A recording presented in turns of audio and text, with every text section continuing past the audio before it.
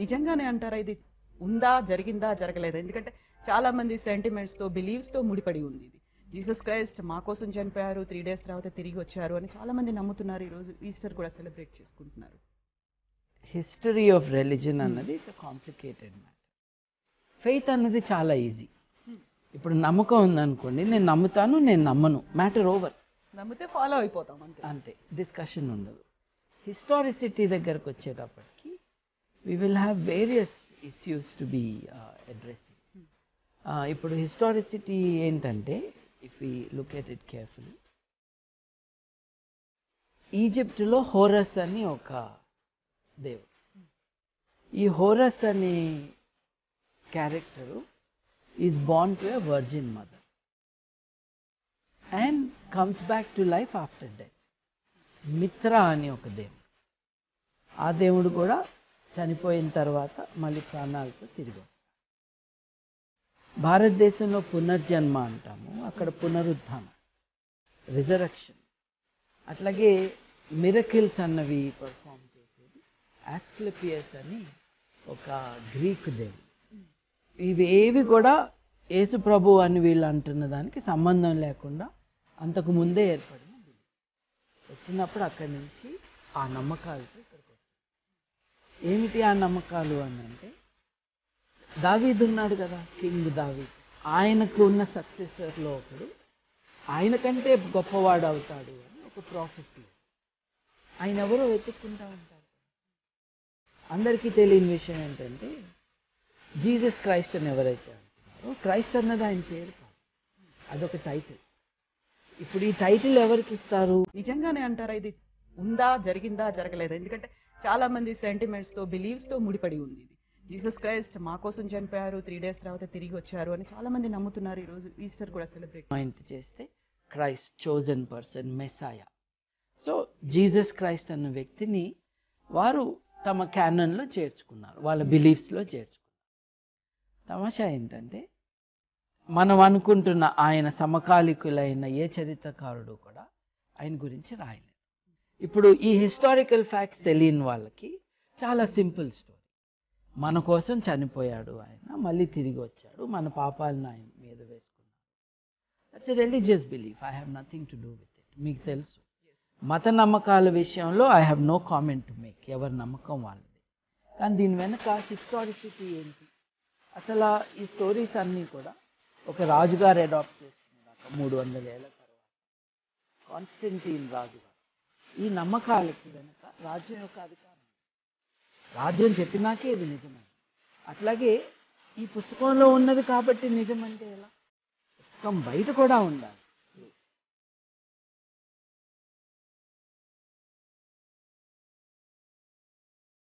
టీవీలకెక్కి నవ్వుతూ మాట్లాడినంత మాత్రాన అబద్ధాలు నిజాలైపోతాయి, దేవుడు లేడు అని నిరూపించేస్తాను అని అనుకుని కొన్ని అసంబద్ధమైనటువంటి ప్రేలాపనలు చేసినట్లుగా నేను మీకు వినయపూర్వకంగా మనవి చేస్తున్నాను. ఏంటి అనంటే, బాబు గోగినేని గారు చేసినటువంటి ఈ తప్పుడు చరిత్రకు సంబంధించినటువంటి మాటలు క్రీస్తు అన్న భావజాలం అంట అరువు తెచ్చుకున్నదంట. మొదటిది. రెండవది, యేసు క్రీస్తు అన్న వ్యక్తి అసలు చరిత్ర పురుషుడే కాదు అని చెప్తున్నాడు. యేసు క్రీస్తు అన్న వ్యక్తి చరిత్రలో నేనే లేడు అని చెప్తున్నాడు. ఏ చరిత్రకారుడు, ఆయన సమకాలికులుగా ఉన్నటువంటి ఏ చరిత్రకారుడు కూడా యేసు క్రీస్తుని గురించి రాయనే లేదు అని చెప్తున్నాడు. మరణించి తిరిగి లేవటం అంటే, ఇక్కడ భారతదేశంలో పునర్జన్మ అంటారు, అక్కడ ఆ దేశంలో పునరుత్థానం అన్నారు. అంతే తేడా. ఇక్కడ అక్కడ కలుపుకున్నటువంటి మాటలన్నింటినీ క్రోడీకరించుకుని నూతన నిబంధన గ్రంథం అని దానికి ఒక పేరు పెట్టుకుని, అది ఏమాత్రము హిస్టారికల్ కాదు, అంటే చారిత్రకము కాకపోయినా ప్రజలను అలా మభ్యపెట్టడానికి యూదులలో ఉన్నటువంటి కొందరు పనినటువంటి వారి సొంత అభిప్రాయము పైన కట్టినటువంటి కథలు మాత్రమే ఈ బైబిల్ గ్రంథంలో ఉన్నాయి అని ఒక టీవీ ఛానల్లో ఇచ్చినటువంటి ఇంటర్వ్యూలో చెప్పటం మనం చూస్తాం. ఆ ఇంటర్వ్యూలో చెబుతూ ఉన్నప్పుడు ఆయన అంటాడు, నేను మానవవాదిని, నేను హేతువాదిని, ప్రతిదానికి హేతువుని అడుగుతాను, ప్రతిదానికి నేను మానవునికి అది ఎలా సాధ్యం అని ఆలోచిస్తాను అని అంటున్నాడు. ఇప్పుడు మన ప్రశ్న ఏమిటి అనంటే, నేను ఇంతవరకు చూపించినటువంటి బైబిల్ రెఫరెన్సెస్ ప్రకారము మానవవాదం అన్నది పుట్టక ముందు నుంచి ఉన్నటువంటి ఈ మానవవాదాన్ని అరువు తెచ్చుకుంది మేమా నువ్వా అని అడగండి. మనిషిని ప్రేమిస్తున్నాను అని నువ్వు ఇప్పుడు చెబితే, మనిషిని ప్రేమిస్తున్నాను అని 4000 సంవత్సరాల క్రితం నుంచి చెప్తున్న బైబిల్ ఎందుకు మానవవాదం మాట్లాడటం లేదు, ఇక్కడ నుంచి నువ్వు అరువు తెచ్చుకోలేదా అని అడగండి. మా దృక్పథం లేకుండా క్రైస్తవ దృక్పథంలో ఉన్నటువంటి తర్కాన్ని నువ్వు అరువు తెచ్చుకోలేదా అని అడగండి. క్రైస్తవ దృక్పథంలో ఉన్నటువంటి మానవ విలువలు, నైతిక విలువలు అరువు తెచ్చుకోకపోతే కేవలము భౌతిక శాస్త్రము, కేవలము కెమికల్ శాస్త్రంలో ఏ విధంగా భావనలు వస్తాయి, ఏ విధంగా నైతికత వస్తుంది, ఏ విధంగా ఎప్పుడు తర్కం పుట్టింది అని తిరిగి ప్రశ్నించే ప్రయత్నం చేయండి. ఇది ఓపెన్ ఛాలెంజ్ గా క్రైస్తవ సంఘము ఇలాంటి వారిని పిలవండి. ఇలాంటి వారిని పిలిస్తే వాళ్ళు ఎలా ఆలోచిస్తారు అని అంటే, నేను పెద్ద పెద్ద చోట్ల చాలా పెద్ద పెద్ద స్థలాల్లో మాట్లాడతాను, గల్లీలో ఉండే పాస్టర్లు పిలిస్తే రాను అని చెప్పి తప్పించుకునే ప్రయత్నాలు చేస్తారు. మీకు మళ్ళీ వినయపూర్వకంగా మనవి చేస్తున్నాను. మా టీం వారు ఫోన్ చేసి పిలిచారు. వాళ్ళు మాట్లాడిన మాటలు నా దగ్గర రికార్డింగ్ ఉన్నాయి. మొదట వస్తాము అని అన్నారు, ఆ తరువాత అంటే చర్చించుకోవటానికి, ఆ తరువాత రాము అని అన్నారు. మన దగ్గర మాట్లాడటానికి, చూపించటానికి హేతువు ఉంది అని అంటే ఈ హేతువాదులు రారు, కేవలము మాటలు మాట్లాడతారు. ఈయన చెప్పినటువంటి మాటల్లో ఇంకొక మాట ఏమిటి అని అంటే, యేసు జన్మ కేవలము ఇక్కడ అక్కడ చెప్పినటువంటి కొన్ని మతాలలో ఉన్నటువంటి వాటిని తీసుకుని, ఇంకెవరో చరిత్రలో జరిగిన వాడిని తీసుకుని వాటన్నిటినీ క్రోడీకరించారు. అంతేకాని కొత్తగా యేసు అన్నటువంటి వ్యక్తిలో ఏమీ చెప్పబడలేదు అని చెప్పారు. దానికి ఉదాహరణగా యేసు క్రీస్తుకు సమానముగా అదోనిస్, అత్తిస్, బాల్, డైనోసిస్, హెర్మెస్, హోరస్, కృష్ణుడు, మిత్రాస్ అనేటటువంటి వ్యక్తిని కూడా చూపిస్తూ, ఆర్ఫస్, ఓసిరిస్ అనే 16 మంది వేరు క్రీస్తులు కూడా ఉన్నారు అప్పటికే. జొరాస్ట్ర ఉన్నాడు అప్పటికే. వాళ్ళల్లో ఉన్నటువంటి కాన్సెప్ట్సే తీసుకొని వచ్చి నేను దేవుణ్ణి అని చెప్పుకోవటానికి ఒక వ్యక్తికి పైన నెత్తి మీద నూనె పోసి అభిషేకం ఇచ్చేసి క్రీస్తు అన్నారు అని చెప్పి, కనీసము బైబిల్ జ్ఞానం లేకుండా, కనీసము సండే స్కూల్ పిల్లలకు ఉన్నటువంటి బైబిల్ జ్ఞానం కూడా లేకుండా టీవీలకెక్కి మాట్లాడటం ఎంత శోచనీయం కదా. క్రీస్తు అంటే అభిషిక్తుడు అన్నమాట నిజమైనప్పటికీ, ఏదో ఒక పాస్టర్ వచ్చి నెత్తిన నూనె పోస్తే క్రీస్తు అయిపోతాడు అని ఏ క్రైస్తవుడు చెప్పడు, బైబిల్ చెప్పదు. కానీ మనం మాత్రం మానవవాదులం అని పేరు పెట్టుకుని, హేతువాదులము అని పేరు పెట్టుకుని, ఏ హేతువు లేకుండా, బైబిలులో ఏ ఆధారం లేకుండా ఇలాంటి అపోహలకు ప్రజలను గురి చేస్తూ ఉంటాం. చాలా తప్పు. యేసు క్రీస్తులాగా నేను దేవుని కుమారుణ్ణి అని ఎవరైనా చెప్పుకున్నారా? ఇంతవరకు నేను చెప్పిన మాటల్లో జరతృష్ట చెప్పుకున్నాడా? చెప్పుకోలేదు. థోర్ చెప్పుకున్నాడా? చెప్పుకోలేదు. ఓసిరిస్ చెప్పుకున్నాడా? చెప్పుకోలేదు. అదోనిస్ చెప్పుకున్నాడా? చెప్పుకోలేదు. బాల్కు కుమారునిగా బాల్ చెప్పుకున్నాడా? దాగోను కుమారుణ్ణి అని చెప్పుకున్నాడు, దేవుని కుమారుణ్ణి అని కాదు. కన్యకకు పుట్టిన వారిలో కూడా చాలా మంది అలాగే నమ్ముతున్నారు అని అన్నాడు. ఎక్కడ నమ్మకం? ఎవరి నమ్మకం అని అడగండి. కన్యక పుట్టిన వారిలో ఎవరూ లేరు. అదోనిస్ ఒక చెట్టుకు పుట్టాను అని చెప్పుకున్నాడు. ఇంకొక ఆయన అత్తిస్ అనే ఆయన ఉన్నాడు అని అన్నాడు. కానీ అది ఏంటి? ఒక గాలికో లేకపోతే ఒక నీటి బొట్టుకో ద్వారా కన్సీవ్ అయ్యింది అని చెప్పుకునేటటువంటి కథ. అలాగే కేవలము ఏకైక కుమారుడు అని చెప్పుకున్నటువంటి వారు ఎవరైనా ఉన్నారా? లేరు. ఎవరైనా ఇలాంటి గొప్ప కార్యములు చేసిన వాళ్ళు ఉన్నారా? లేరు. యేసుక్రీస్తులాగా చనిపోయిన వారిని తిరిగి లేపిన వారు చరిత్ర దాఖలాల్లో ఉన్నారా? లేరు. మీరు చెప్పినటువంటి మిత్రాస్ కూడా లేడు. మీరు చెప్పినటువంటి అత్తిస్ లేడు. మీరు చెప్పినటువంటి జొరాస్ట్ర లేడు. ఎవరైనా సరే యేసుక్రీస్తులాగా నేను మీ పాపముల కొరకు చనిపోయి తిరిగి లేస్తాను అని చెప్పి చనిపోయి తిరిగి లేచారా అని ప్రశ్నించండి. ఎవరు చెప్పలేదు, ఎవరు చావలేదు, ఎవరి గోరి ఈ రోజుకు కూడా ఖాళీగా లేదు. దేవునికి స్తోత్రం కలుగును గాక. మన ప్రభు అయిన యేసుక్రీస్తు యొక్క సమాధి తప్ప, ఆయన తప్ప పునరుత్థానుడైన వాడు ఇంకెవరూ లేరు. పునరుత్థానానికి పునర్జన్మకు తేడా తెలియకుండా టీవీలెక్కి నేను హేతువాదిని, నేను మానవతావాదిని అని చెప్పి ఒక పక్షంలో ఉన్నటువంటి మానవులను మోసం చేసే ప్రయత్నం, అది ఘోరమైన విఫల ప్రయత్నం అని సభాముఖంగా రక్షణ ఛానల్ ఇచ్చినటువంటి ఈ వేదిక కారణంగా మీకు నేను వినయపూర్వకంగా చెప్తున్నాను, దయచేసి మీరు క్రైస్తవ అభిప్రాయాన్ని, క్రైస్తవ దృక్పథాన్ని తప్పుగా ప్రజలకు ప్రజెంట్ చేయకండి. మీకు తెలిస్తే చెప్పండి, తెలియకపోతే నాకు తెలీదు అని చెప్పండి. యేసు క్రీస్తు తప్ప నేను తిరిగి రాబోతున్నాను, నేను తిరిగి వచ్చి మీకు మీ పాపములకు, మీరు చేసినటువంటి తప్పులకు న్యాయ విధిని విధిస్తాను అని చెప్పినటువంటి ఎవరూ లేరు. కేవలం యేసు క్రీస్తు చెప్పాడు. అలా ఇంతవరకు చెప్పినవన్నీ చేశాడు. ఇక మీదట చేస్తాను అని చెప్పింది కూడా చేసి తీరతాడు. చరిత్రలో లేడు అని అన్నారు. ఏ చరిత్ర గురించి మాట్లాడుతున్నారు? చరిత్ర అన్నది ఒక శాస్త్రీయ పద్ధతిలో రాసేటటువంటి మానవుని గురించినటువంటి నమోదు పత్రం. ఆ చరిత్రలో ఉన్నటువంటి విషయాలను కేవలము మనకు అవసరమైనటివి మాత్రమే తీసుకుని మిగిలిన వాటిని తుంగలో తొక్కాలి అనడమే హేతువాదమా? కేవలము నాకు నచ్చినవే చరిత్ర అని చెప్పటమే మానవవాదమా? కాదు. సమకాలికులచే వ్రాయబడినటువంటి చరిత్ర కేవలము యేసుక్రీస్తుకే ఉంది. ఆయన కంటే ముందు వచ్చినటువంటి బుద్ధుడు, మన దేశంలోనే పుట్టాడు అని చెప్పుకునే బుద్ధుడు, ఆయన చనిపోయిన తరువాత క్రీస్తు శకం 2వ శతాబ్దములో, అంటే క్రీస్తు పూర్వం 3వ శతాబ్దంలో బుద్ధుడు వస్తే, క్రీస్తు శకం 2వ శతాబ్దం అంటే 500 సంవత్సరాల తర్వాత ఆయనను గురించినటువంటి బయోగ్రఫీ, అంటే స్వయం జీవన చరిత్ర రాశారు.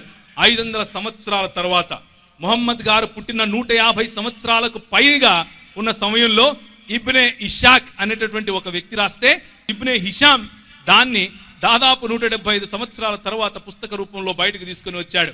బుద్ధుడికి లేదు చరిత్ర మీ ప్రకారంగా, ముహమ్మద్ గారికి లేదు చరిత్ర మీ ప్రకారంగా. కానీ మా ప్రభు అయిన యేసు క్రీస్తు వారు ఆయన పుట్టి ఆయన చనిపోయి తిరిగి లేచిన 30 సంవత్సరాలకే అన్ని గాస్పెల్స్, మత్తయి, మార్కు, లూకా, యోహాను సువార్తలు మన చేతిలో ఉన్నాయి.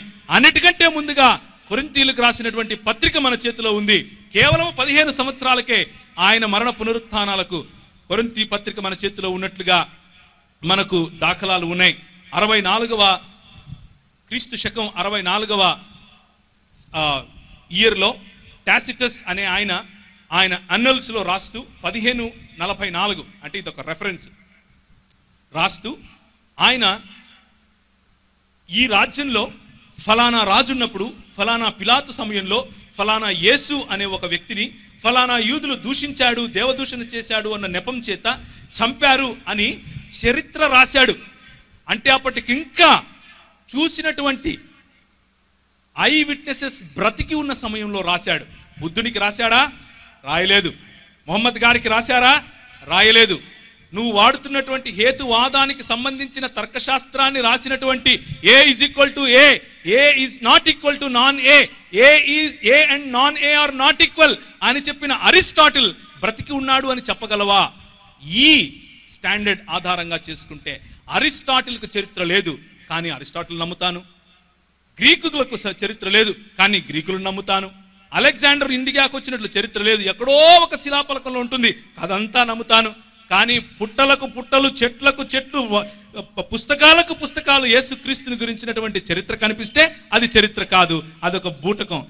ఇదెక్కడి మానవతావాదం అండి? ఇదెక్కడి హేతువాదం? హేతు కేవలము నీకు నచ్చిన చోటే పెడతావా అని ప్రశ్నించండి. అది యేసుక్రీస్తు మనకు నేర్పినటువంటి పద్ధతి.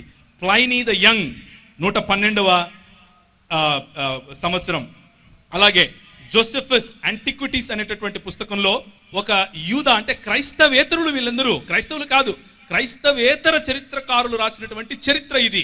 యేసుక్రీస్తు మరణ పునరుత్థానాలకు 50 సంవత్సరాల లోపే రాసినటువంటి చరిత్ర ఇది. మహాత్మా గాంధీ గారు చనిపోయిన దాదాపు 15-20 సంవత్సరాలకంతా మహాత్మా గాంధీ గారి గురించినటువంటి బయోగ్రఫీస్ వచ్చాయి. ఆయన చనిపోకముందే ఆయన ఆటోబయోగ్రఫీ కూడా రాసుకున్నారు తన జీవితం గురించి.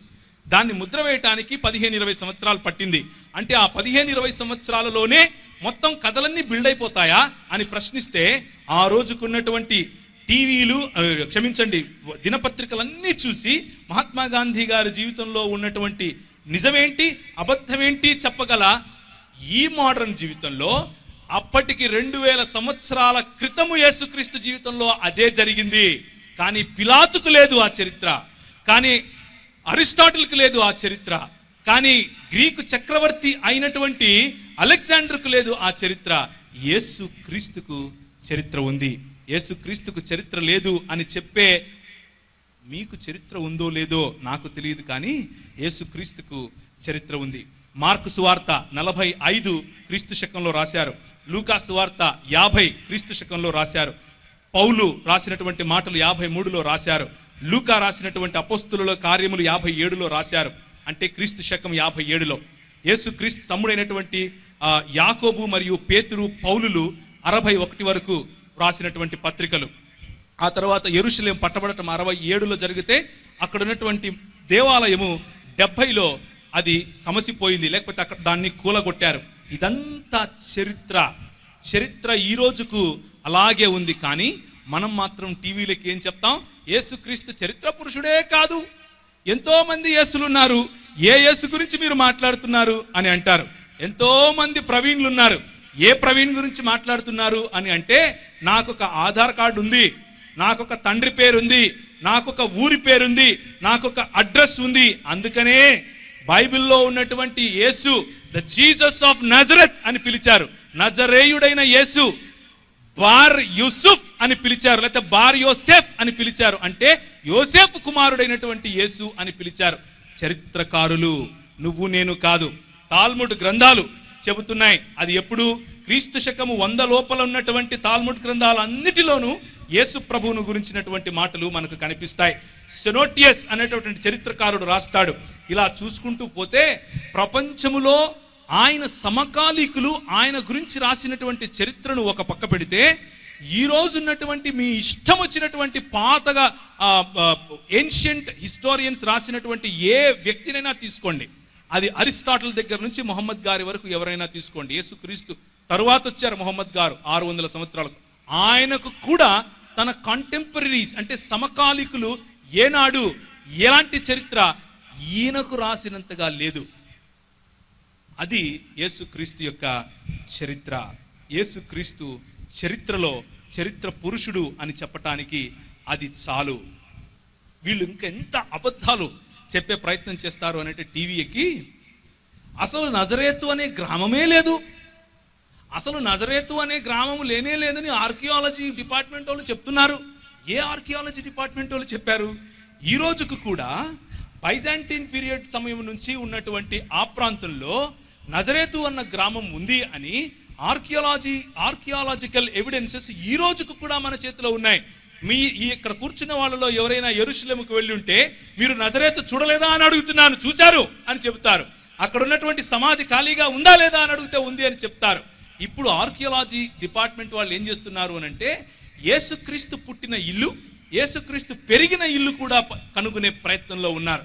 అంత దగ్గరగా యేసుక్రీస్తు యొక్క చరిత్ర మనకు కళ్ళకు కట్టినట్లుగా ఇప్పుడున్నటువంటి టెక్నాలజీని ఆధారం చేసుకుని హేతువు అడిగిన ప్రతి వాడికి సమాధానం చెప్పాలి అని ప్రయత్నం చేస్తూ ఉంటే, హేతువాదిని అని చెప్పుకుంటూ, మానవవాదిని అని చెప్పుకుంటూ, ఏ హేతువు లేకుండా యేసుక్రీస్తు యొక్క చరిత్రను కళ్ళు మూసుకొని యేసుక్రీస్తు అన్నవాడు చరిత్రలోనే లేడు అని చెబితే, ఇంతకంటే బుద్ధి లేనితనం ఇంకేది ఉండదు. ఎందుకు అనంటే, ఆ చెప్పిన వాడికి చరిత్ర లేకుండా పోతుంది. కొన్ని రోజుల తర్వాత ఎవడు గుర్తుపెట్టుకోడు, యేసుక్రీస్తు కలకాలం గుర్తుపెట్టుకుంటారు. ఎందుకు అనంటే, ఆయన చరిత్ర పురుషుడు కాబట్టి. ఇంతకు హేతువు సత్యస్థాపనకు పెట్టుకోవాలా, లేక సత్యాన్ని కప్పటానికి పెట్టుకోవాలా? సత్యస్థాపనకు హేతువు వాడాలి, సత్యాన్ని కప్పి పెట్టడానికి కాదు. ఈనాడు అందుబాటులో ఉన్న చరిత్రతో పోలిస్తే యేసుక్రీస్తుకు ఉన్నటువంటి చరిత్ర కొండ, మిగిలిన వారికి ఉన్నటువంటి చరిత్రకుతో పోలిస్తే యేసుక్రీస్తుకు ఉన్నటువంటి చరిత్ర కొండతో సమానం. కాబట్టి దాని దగ్గరికి కూడా రావడం కష్టమే. ఈ చరిత్ర పురుషుడు ఇంతకు ఏం నిరూపించాడండి అని ఆలోచిస్తే, ఆయన గురించి ప్రవక్తలు చెప్పిన మాటలన్నిటినీ ఆయన గుర్తు చేస్తూ, ప్రవక్తలందరూ నా గురించే రాశారు అని చెబుతూ, మోషే నా గురించి రాశాడు అని చెబుతూ, యెషయా నా మహిమను చూచాడు అని చెబుతూ, ఆనాడు జకర్యా పలికింది నా గురించే అని చెబుతూ, ఆయన ఉనికి ఆయన పుట్టినప్పటిది కాదు, ఆయన ఉనికి ఆయన పుట్టక ముందు నుంచి ఉన్నది అని హేతుబద్ధంగా చెప్పిన మానవ హేతువాది క్రైస్తవ నాయకుడు, క్రైస్తవ దేవుడు అయినటువంటి యేసుక్రీస్తు ప్రభువారు. తన ఉనికి ముందు నుండే ఉందని చెప్పాడు. తన ఉనికి కేవలము మరియ గర్భాన పుట్టినప్పుడుదే కాదు, కానీ తన ఉనికి పురాతన కాలము నుండి శాశ్వత కాలము తన ప్రత్యక్షతను చూపించే ఉనికి అని చెప్పాడు. ఆయన చెప్పినప్పుడు ఆయన ఇచ్చినటువంటి ఆ ప్రవచనాల యొక్క నెరవేర్పును ద సన్ ఆఫ్ గాడ్ అని అన్నాడు. నేను దేవుని కుమారుని అన్నాడు. నేను మనుష్య కుమారుణ్ణి అన్నాడు దానియేలు చెప్పినట్లుగా. నేను నిత్య జీవాన్ని ఇచ్చేవాణ్ణి అని అన్నాడు కేవలం యెహోవా చెప్పినట్లుగా. నేను తండ్రితో ఏకమై ఉన్నాను అని చెప్పి తన్ను తాను దేవునిగా ఆయన చూపించుకున్నాడు. నేను పాపమును క్షమించువాడిని అని తన్ను తాను దేవత్వం చాటుకున్నాడు. నేను జీవమునిచ్చేవాడిని అని అన్నాడు. నేను మంచి కాపరిని అని కేవలము దేవుడు చెప్పే మాటలు ఆయన చెప్పాడు. నేను ఐఎమ్ ద గ్రేట్ ఐఎమ్ అని కేవలము నిర్గమాకాండములో యెహోవా దేవుడు చెప్పినటువంటి మాటలను యేసుక్రీస్తు ఉటంకించాడు. నేను పరిశుద్ధాత్మలోను అగ్నిలోను బాప్తిసమిచ్చువాడిని అని తన్ను తాను దేవునిగా పలుకుకున్నాడు. నేను రక్షించువాడను అని ఒక పక్క చెబితే అదే దేవుడు అంటున్నాడు పాత నిబంధన గ్రంథంలో రక్షించువాడు యెహోవా మాత్రమే అని చెప్పినప్పుడు యేసు తన్ను తాను యెహోవాకు సమానుడిగా చేసుకుని చెబుతున్నాడు. ఈ చరిత్ర పురుషుడు ఏం నిరూపిస్తున్నాడు అని అంటే, నేను పురాతన కాలం నుంచి మాట్లాడుతూనే వస్తున్నాను. నేను ఇదిగో ఇప్పుడు నా సృష్టిలోనికి ప్రవేశించాను.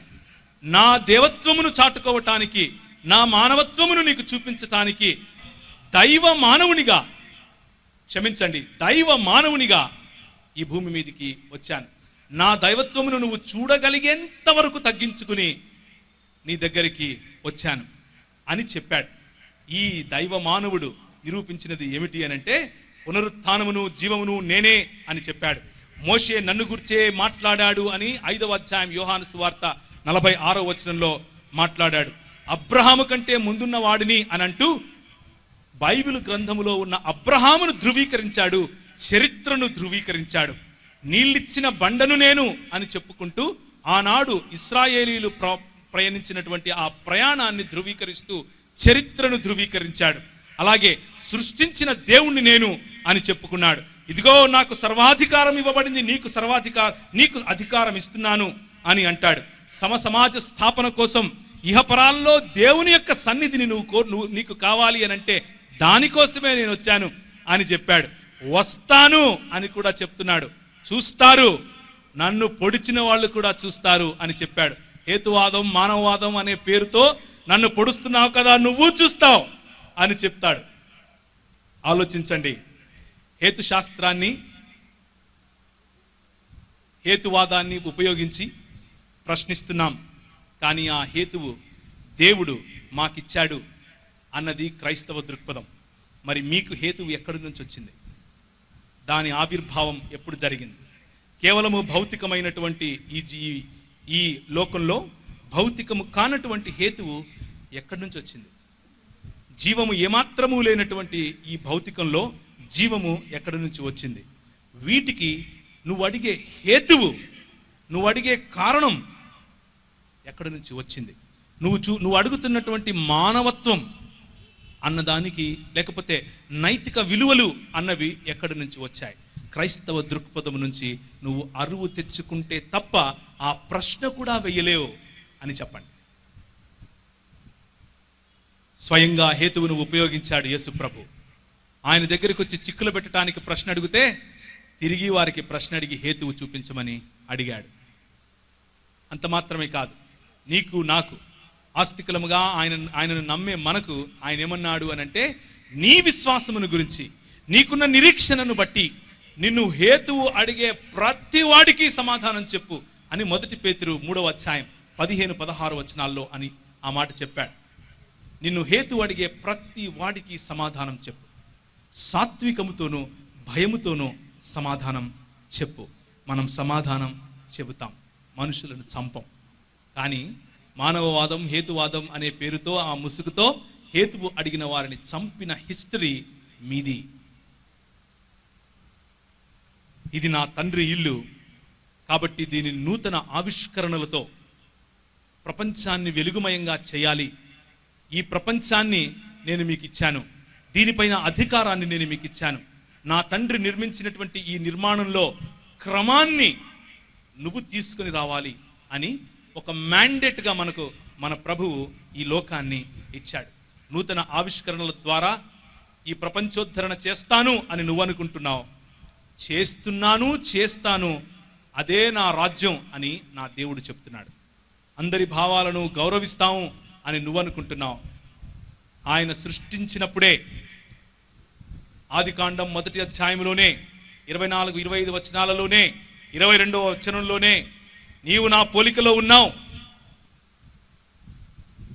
అని చెప్పి స్త్రీని పురుషుణ్ణి సమానమైన స్థాయిలో ఉంచాడు నా దేవుడు. అందరి భావనలను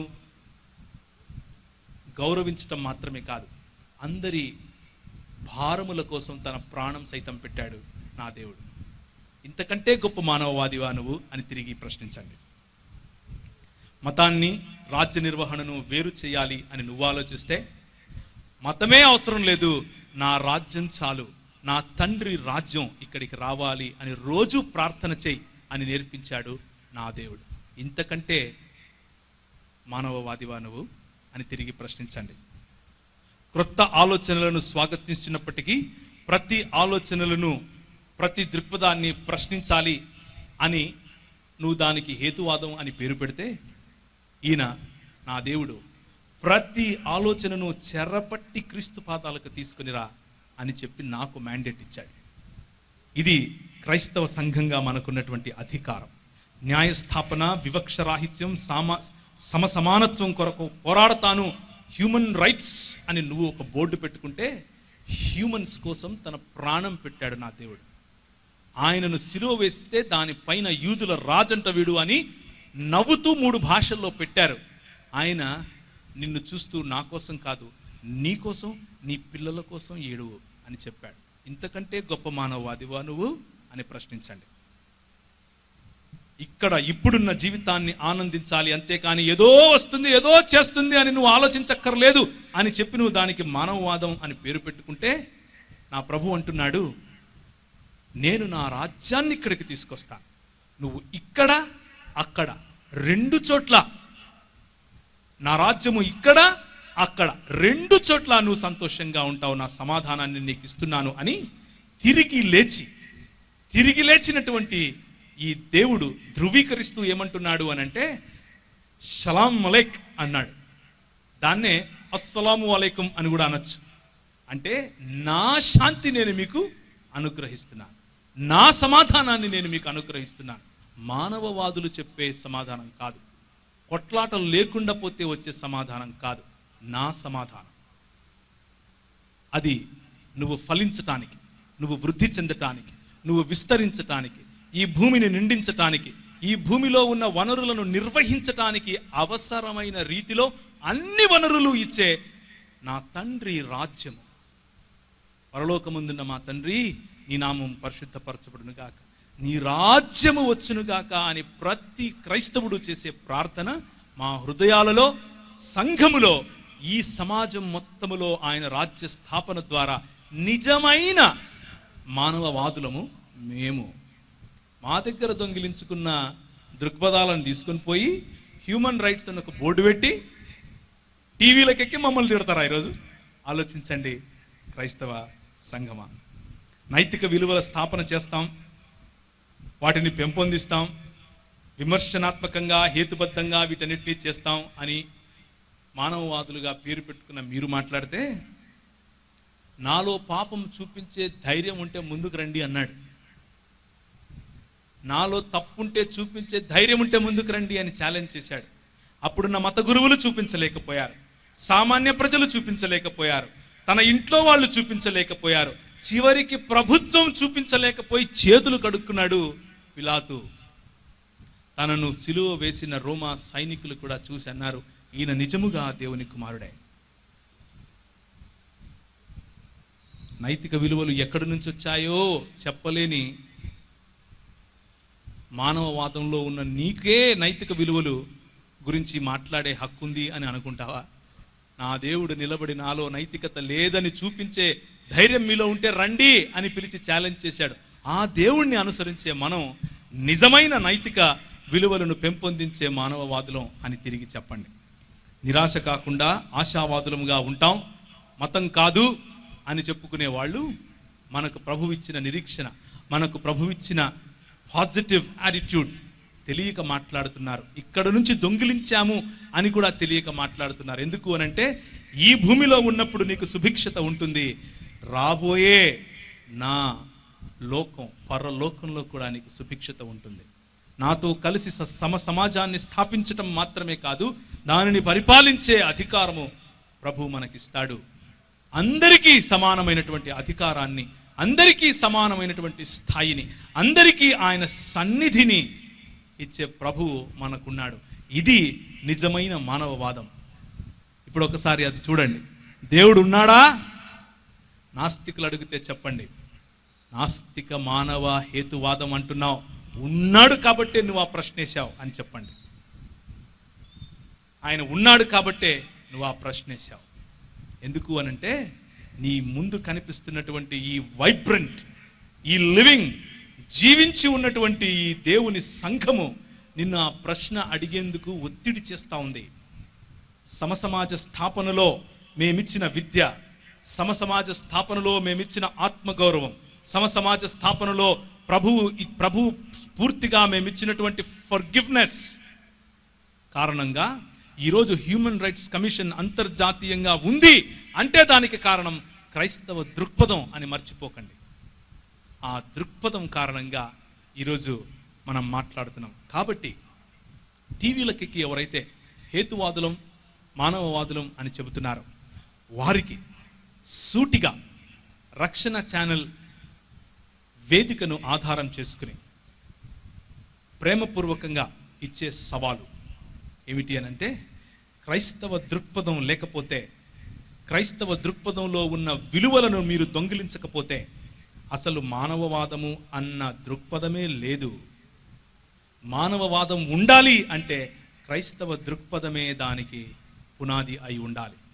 మీరు తెచ్చిన విప్లవం మీది కాదు, మా దగ్గర నుంచి అరువు తెచ్చుకున్నటువంటిది అని తిరిగి చెప్పండి. ఈ విషయంలో చర్చించటానికి కూడా క్రైస్తవులు వెనకాడకండి. ఎందుకు అనంటే దేవుడు మనకిచ్చినటువంటి వాక్య పరిణితి అది. తలలు వంచుకుంటే దేవుని వైపు చూద్దాం. ప్రకటన గ్రంథం 1వ అధ్యాయం 5వ వచనం చెబుతుంది, ఇదిగో ఆయన రాబోతున్నాడు. 5, 8 వచనాలు. ఆయనను అందరూ చూస్తారు. ఈరోజు ఎవరైతే ప్రశ్నిస్తున్నారో వాళ్ళు చూస్తారు.